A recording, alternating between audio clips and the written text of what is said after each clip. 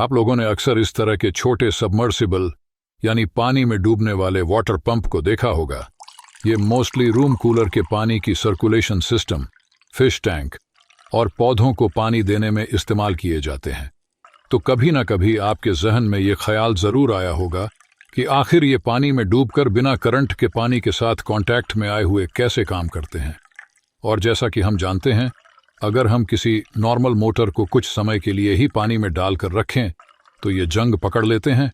तो आखिर ये पंप इतने लंबे टाइम तक कैसे पानी में रहते हुए काम करते रहते हैं?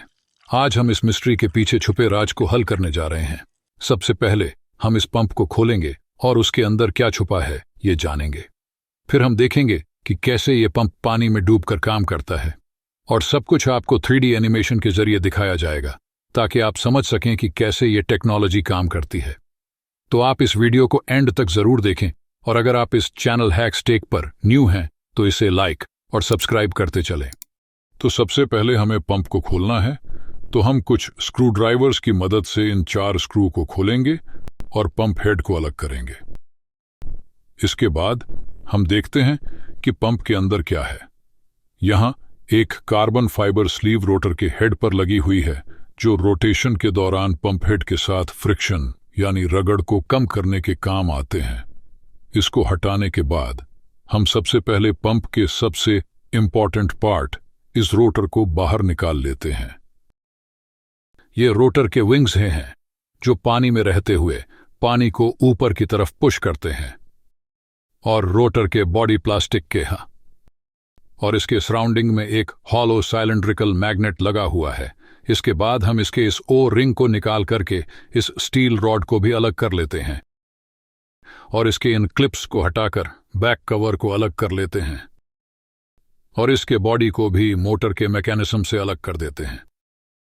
और ये बाकी बचा हुआ हिस्सा मोटर का स्टेटर पार्ट है, जिसमें ये एक कंट्रोलर सर्किट इन 3 पोल के साथ कनेक्टेड है, और ये पोल्स थिन आयरन स्लिट्स को मिलाकर बनाई गई हैं, जिसके सराउंडिंग में कॉपर को लपेटा गया है, जो स्टेटर कॉयल या स्टेटर वाइंडिंग कहलाते हैं।